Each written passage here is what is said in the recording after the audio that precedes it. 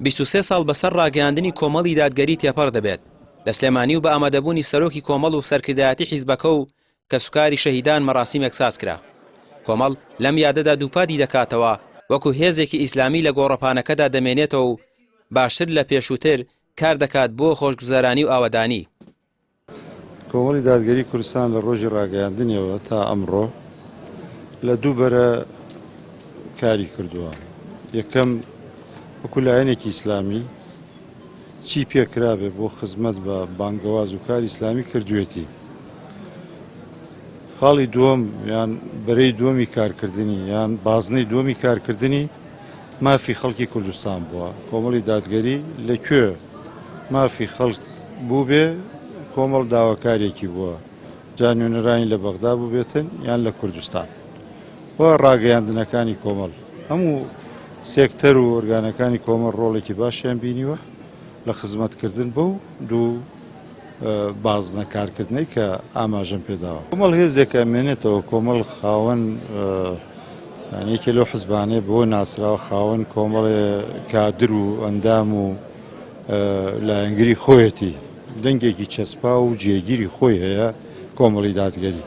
لەبەرەوە هیچ کاتێ هیچ کەسێکی کۆمەڵ ئەو خەمیەوەی نییە ڕۆژە لە ڕۆژان کۆمەڵ نەمێنێ یان بچووک بێتەوە. نا کۆمەڵ بەردەوام پشتی بە دەنگە خۆڵەمێشەکەی خۆی بەستووە بەو دەنگەی کە دەنگی خۆیەتی پێگەی خۆیەتی و تەبان بە هەڵوێست و مۆقفەکانیشی ئەو منەتەی بەسەر خەڵکی تری کوردستانە هەیە ئەوەندەی لە خزمەتیانە بوو کە من ئاماژەم پێدا ینی بازنەیەکی فراوانی کارکردنی کۆمەڵ لەوەتی لە پرۆسی سیاسی ئایفەرم و کۆمەڵ دایمەن لەگەڵ خەڵکا بووە و خەڵکی کۆمەڵیش لە خەڵکە ستەم لێکراوەکەی کوردستانە.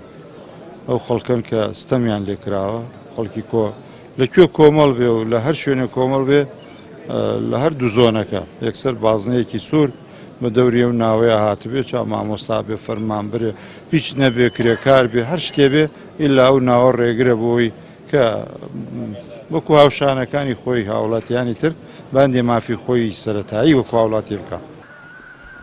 کۆمەڵی دادگەری سەر ڕای بربەست و ڕوبەڕووبوونەوەی لەگەڵ ڕژێمی بەعس و تێپەڕاندنی دۆخە سەختەکان و دەستگیرکردنی سەرۆکەکەی و موشکبارانکردنی بنکە و بارەگاکانی لەلایەن ئەمریکاوە بەڵام بەهێز و ورە و بەرخودانەوە بەردەوام بوو.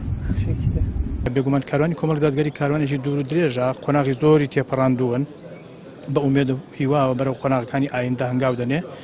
کۆمەڵ هێزێکی ڕەسەنە هێزێکی چۆن دەڵێ ینی نەلەخشاوە هێزێکە کە بۆ خۆی بڕیار دەدا. بێگومان هەر ئەمەشە کە زۆر جار کۆمەڵ کە باز دەدا بازی ئەوە دەدا کە سەربەخۆیە لە بڕیارداردا وابەستە نیە بە ولاولاوە بەڵکە وابەستەیە ڕاستەخۆ بە شەریعەتەوە بە خوداوە بە ئیسلامەوە بە بەرژەوەندی باڵەکانی گەل و نیشتیمانەوە. ئەمە سەرچاوەی سەرەکی یا پاڵنەری سەرەکی بڕیاری و لێکەوتەکانی بڕیاری کۆمەڵی دادگەرین وی لەسەر ئەمەدا تەمان باز دەدا ناچێتە ژێر فشار و ئەولاولا و ناکردرێ. کۆمەڵ هێزەکە کە من قەناعەتم وایە ناڵم لەسەر ئاستی تاک بەڵکە لەسەر ئاستی گشتی کۆمەڵ هێزێکی مەبدەئی و هێزێکی دامەزرا و تۆکمەیە. کۆمەڵی دادگەری کوردستان باوەڕی وایە بوونی لە گۆڕەپانی سیاسی گرینگە لە پێناو کارکردن بۆ چەسپاندنی دادگەری و خۆشگوزارانی.